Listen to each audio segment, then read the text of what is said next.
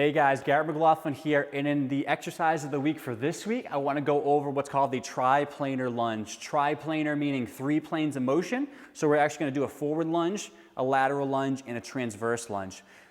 Where I incorporate the triplanar lunge in a lot of my runners' programs is usually if we need to improve multi-directional mobility. If we notice they are tight, restricted throughout the hips, we want to get them moving in multiple planes of motion, since running, again, very sagittal or moving forward, so we tend to tighten up in certain areas. So also get us to move a little bit differently.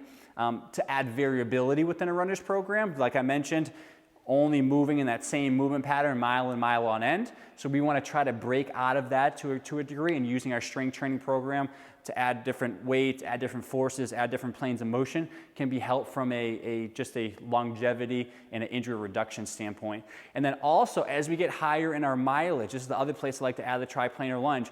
As we start to go from some of the heavier lifting early on when mileage is low, and as they build their running mileage, get higher in their mileage, I like to add the triplanar lunge just as a simple exercise to preserve overall strength, stability, balance, but not add as much load or intensity to some of these movements if we're doing a heavier split squat, rear foot elevated split squat lunge, or what have you. So just want to show you the triplanar lunge here. What we're going to do, make sure I have enough space here, forward, lateral, and then transverse. Transverse is a little tricky. It's where some people kind of tend to get hung up, but we're just going to simply move through each of these and do about 3 to 5 repetitions of each. So I'm going to do 1, 2, 3, and then go on to my second rep. So big step, lower down. We're trying to make sure everything is as fluid as possible. Lateral, butt back, knee out, aligning with that second toe, and then transverse, stepping. As I'm stepping, you can see I'm shifting my weight towards my back leg. I'm straightening my front as I bend my back, and I'm going to try to rotate my shoulders over. A lot of flexibility, stretching happening through the inner thigh. Nice, fluid, controlled exercise. Just moving through those lunges. 3 planes of motion, sagittal. This is called the frontal plane. This is the transverse plane.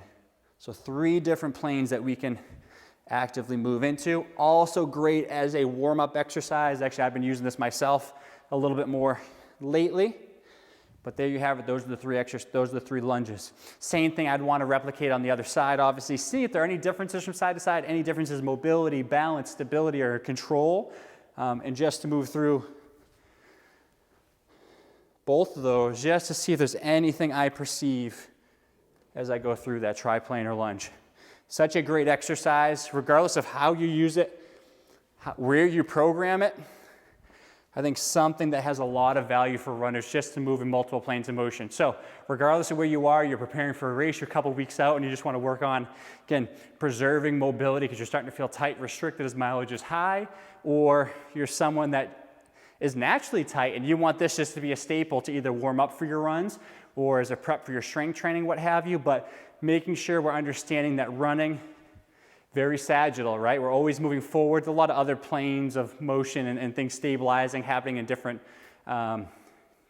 planes as we run, but just to maintain and preserve overall mobility, because we need to realize, again, we're not just runners, right? We want to function as good human beings for as long as possible. So making sure you're preserving good mobility, specifically in the hip, spine, as we do some of that transverse lunge, and really promote good function of the body and lower extremity. If you have any questions about the triplanar lunge, feel free to drop a comment or some feedback below. But I hope you enjoyed the exercise of the week this week, and have a great week. Thanks, guys.